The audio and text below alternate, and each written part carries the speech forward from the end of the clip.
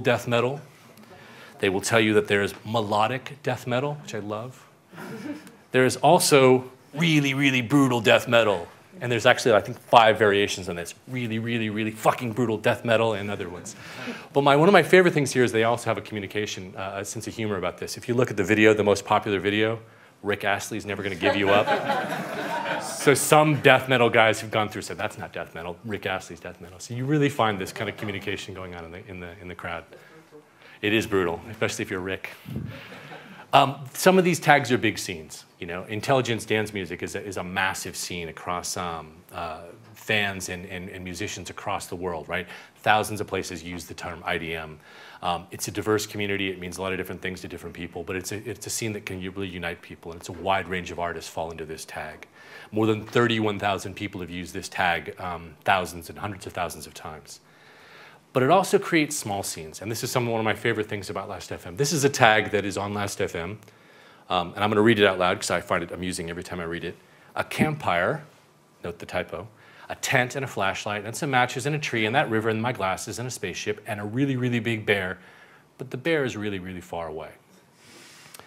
448 people used this tag, and they each had to misspell campfire every time they used it. It's a tiny tag. I highly recommend you play this radio. When you can find my talk later on. It's a fun tag to play. But it has created, with these 448 people, they've created a radio station that belongs to them, that they all use to create a scene. It's slightly twee, the music on there. But I find it fascinating to see people using a tag to create a temporary community. This isn't new. This is not new at all. This is Rough Trade, one of my favorite record shops in the universe. We've always done this. This is not new behavior. This is if you've ever worked in a record shop and you flip through these hand-done tags that people have created. These tags bleed over into the music press all the time. They start affecting the way that music is described and how music culture looks at itself. Diverse groupings, and they change almost every week. One of the reasons this is all written in tags you can remove very quickly. All this information on Last.fm, as I said, is all crowdsourced. There's no canon of tags, and we don't match music against it. Sometimes it's divisive. One of the Katy Perry tags is Katy Perry isn't English, which I find is amusing. But it also throws up enormous opportunities for musicians and labels, which I find may be the most important part of the tags. Tags mean they're open to all these new music communities, and the more obscure they are, the better in some cases. It's the same philosophy that Last.fm has when we build our product. We actually have always built a product that's very open. We have an open API. Most of our code is open source. But I think it really fits with our philosophy, which basically says, take it, make it, remix it, figure it out again, and do something with it. And when artists and labels do this with these tags, it opens up a channel for reaching new listeners, which is really crucial if you want to be heard in this noisy environment. This is a band called Ritual. Actually, you can't tell that from this picture, but it's Ritual. They were a scene called Witch House, which I don't know if you made some press last year. They found a scene. They were actually very difficult to tag. They actually deliberately used things you couldn't use in a search engine. They would put things in that were hard to search for on Google. But people found them, and they started adding tags, and they created a canon of music that's not very big, but they found each other. This group of people found each other. And it meant that they added more artists, and they created a scene that didn't exist middle of last year. That means that these tags can also be your tour mates, your scene, the people you're competing with, or the community that you're writing into. And for me, it also gives the artist a chance to see, when they put a new song out there, how quickly it gets tagged and how quickly it turns into something else. So this is my favorite definition of tags, and it's a little bit academic, which I don't feel too bad being so close to Ravensbourne.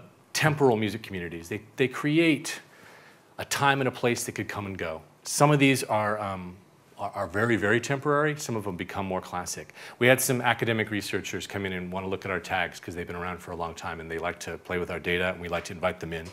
One of the things that they said about our tags is that one of the things they discovered by looking at them all was that a tag cloud forms around a song or around an artist, and for about 3 months it's incredibly fluid, right? Things move in and out of shapes quite a lot.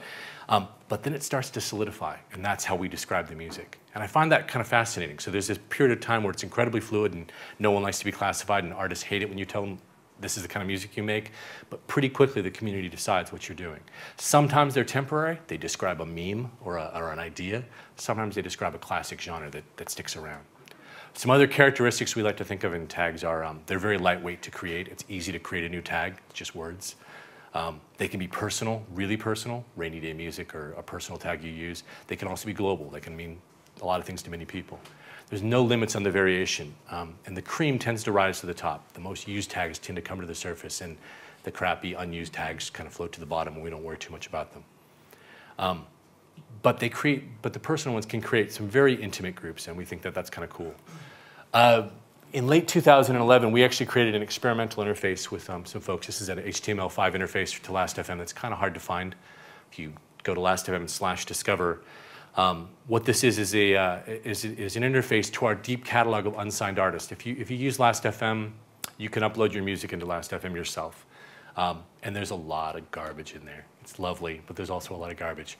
But my garbage might be somebody else's gems. So what we've done is actually give an interface to the system that allows you to use the tags to find things. So you really literally flick through these tags and you can discover and play bands that fall in those tags, because you're not going to know the band's names most of the time. A lot of serendipitous and wonderful discoveries here that you wouldn't find any other way. So we're really proud of this as an experiment, and we hope this evolves.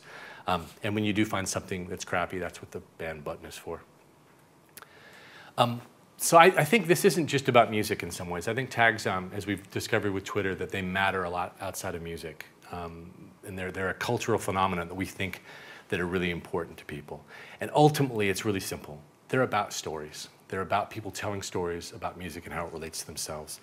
And I often give this talk to some business folks, and I say to people, look, if you're building a brand, you need, if it's a small startup or a band or a new musician, you need to tell people your story. You need to be able to describe things. And you need people to take that story and run with it.